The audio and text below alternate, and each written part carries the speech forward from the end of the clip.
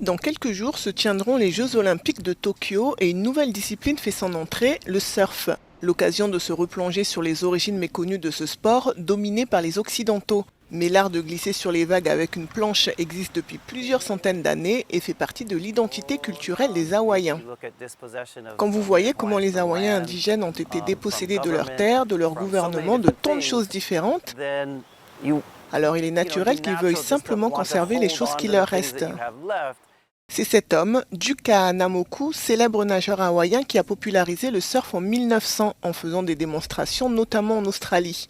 Avant, la pratique était interdite par les colons américains qui considéraient ce sport comme de la dépravation car les Hawaïens le pratiquaient quasiment nus.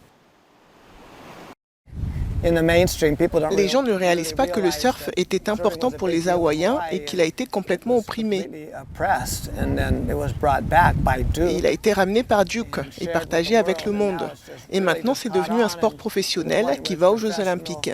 Ce serait vraiment bien de reconnaître son histoire et d'où il vient, surtout maintenant que c'est sur une plateforme comme les Jeux Olympiques. Aujourd'hui, la jeune génération de surfeurs hawaïens souhaite aller de l'avant tout en reconnaissant les injustices subies par leurs ancêtres. Je pense que la douleur et les blessures remontent à très loin. Je pense que la meilleure chose que nous puissions faire est de prendre le temps d'écouter, de comprendre, d'être empathique et essayer de compenser le mieux possible pour aller de l'avant.